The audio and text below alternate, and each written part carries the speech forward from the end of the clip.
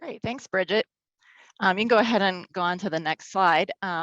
Like Gabe mentioned, I'm just going to be going over a little bit at a high level, a definition of community charging and giving you some examples, specifically those in many cases from some of the different Department of Energy funded programs. Community charging in and of itself is, it can mean a lot of different things. When we were even planning this webinar, we were, kind of throwing around, well, what should we include? What does it mean? And I think one way that we can really frame community charging is to consider where and how publicly accessible charging can serve the needs of the community. In places where people live and work, and especially ensuring that charging serves the needs of those in disadvantaged communities as well. There's an upcoming study that's led by one of my colleagues here at NREL, D.Y. Lee, and he surveyed consumers and community members in terms of their needs and preferences with respect to community charging. And the study has really found that, and you can see the results there on the screen, low-income families are more likely to lack access to home charging. About 30 to 40% live in multifamily housing, and even more rent single-family homes. And so obviously having easily accessible public charging can really help to mitigate that and provide that access. If at-home charging isn't available, consumers of all income levels were found to prefer retail and curbside charging as viable alternatives. And so when we walk through today and we, hear from our different panelists, I'd really like to invite everybody, both on the panel and in our audience, to consider how we might, better define community charging and what are the different charging models and strategies that can help support electrified mobility. Next, Bridget. So yeah, as I mentioned previously, the Department of Energy's Vehicle Technologies Office has funded a variety of different community EV charging concepts through different FOA projects, including curbside charging, EV car shares, EV mobility hubs, charging at multifamily housing, et cetera. In fact, DOE has actually awarded more than $490 million since 1998 through these funding opportunities. To help implement our alternative fuels and energy efficient vehicle technologies. And what we've really found is that the lessons learned from these funded projects can help highlight opportunities for greater project efficiency and success, so that people who are, just now embarking on similar projects or similar programs can take into account these lessons learned, these best practices, learning from these roadblocks in order to better engage stakeholders, define strategies for improving the equitable distribution of project benefits, site selection, all different kinds of different things that can really go into making your project a success. Next.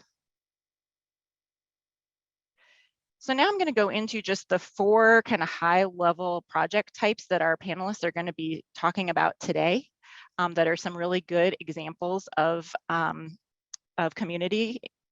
And so the first one here is curbside charging. So there's a few different ways that we can do curbside charging. You could locate a standalone EV charging station on a road or a sidewalk or a public right-of-way. Street light poles can be a good option for potentially lower cost than doing curbside. Other pole types, such as those owned by utilities or phone companies, are another way to potentially use existing infrastructure.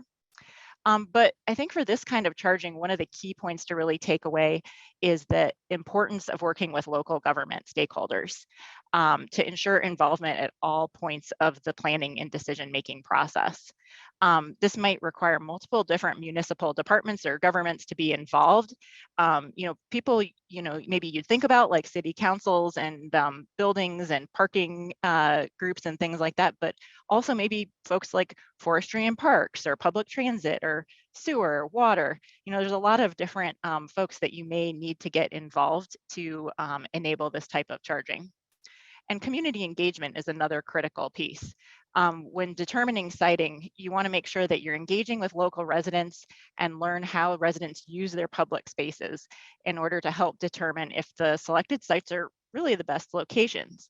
And Jason with the Central Line of Clean Cities is going to be speaking today on one of the funded curbside charging projects and touching upon some of the unique permitting and community engagement work that he did there.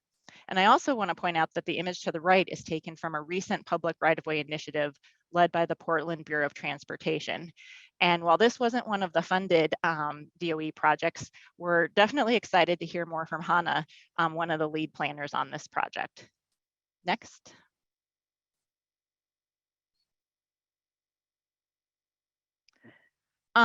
Talking about car shares briefly, I'm sure most of you are familiar, but car shares are short-term rentals that can enable access to a vehicle without having to incur that high cost of ownership. They can also help create awareness of EV benefits in more communities. One of the VTO funded projects actually found that EV car share programs and charging in low income multifamily housing can help expand clean transportation options. And really what works best for the project is going to depend on who the car share is intended to serve, whether it's the general public or multifamily housing residents, and where the vehicles can be left at the end of the trip. There's a lot of different common considerations that we found when designing an EV car share program. Things like operating models, program rate structures are critical. And, vehicle ownership is also important to consider. Who's going to own, lease, insure, clean, and maintain the car? And there's a lot of different ways that you can potentially do that. And Lisa today is going to be sharing some different lessons learned from one of those projects, an all-electric free floating car share service launched in the Minneapolis-St. Paul area. So we'll look forward to hearing from her. EV mobility hubs.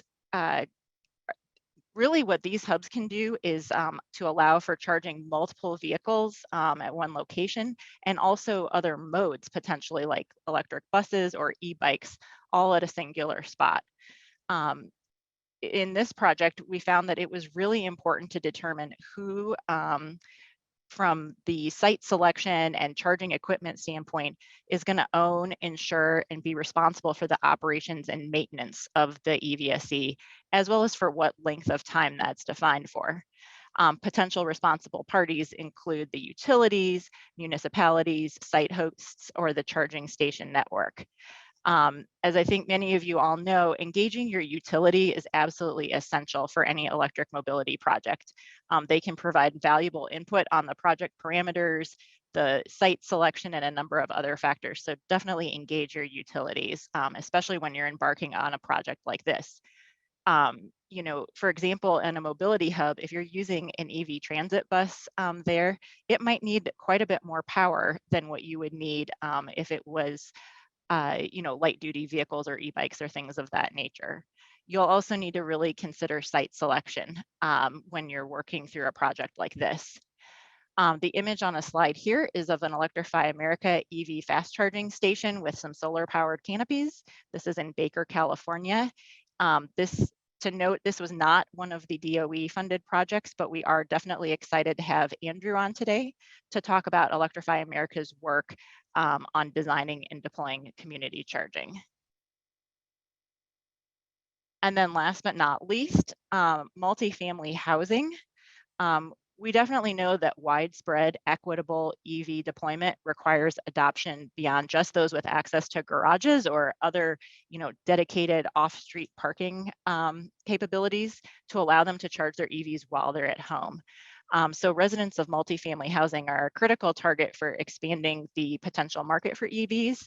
And folks who live in multifamily housing are definitely going to be more likely to adopt electric vehicles if charging solutions that meet their needs are available.